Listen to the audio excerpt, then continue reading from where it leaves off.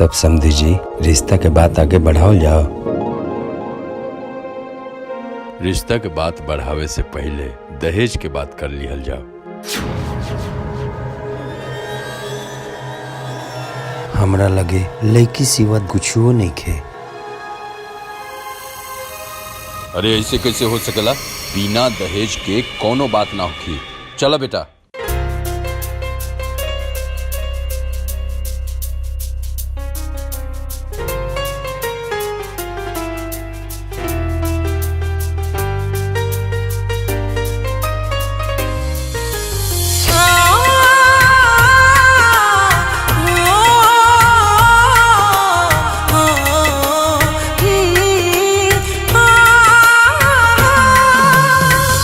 किस्मत में हमानी के प्यार ना रहे, विधनों के शायद स्वीकार ना रहे।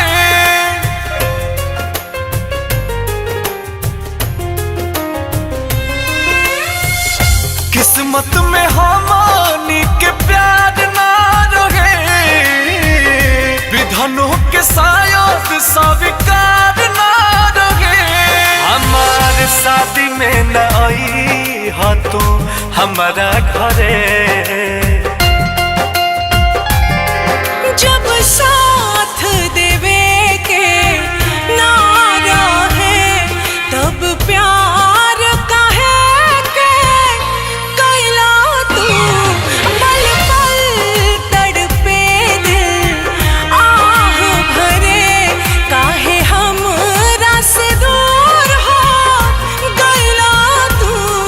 जब साथ देवे के नारा है।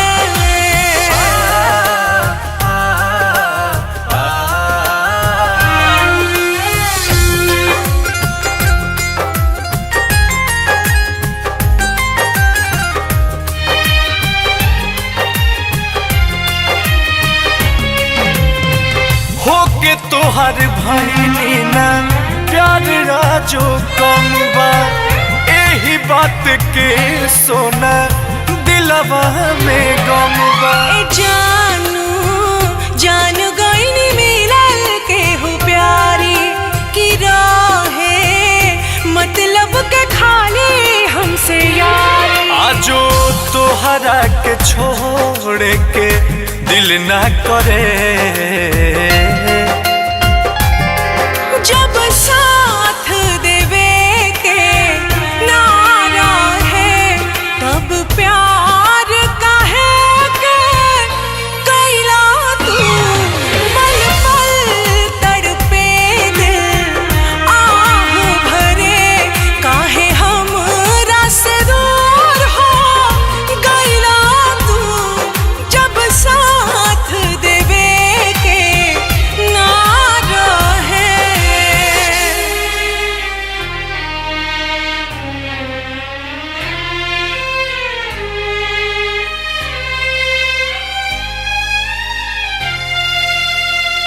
दुनिया लुटल मोर फुटल बा नसीब हो, ना तके हो तोहरा से रहे ना करीब हो। कलेजा बतिया तोहार गोली दागे, ए राजा अंकुश न माना बापा लागे। बड़ी होला अफसोस बोस जिए की मरे।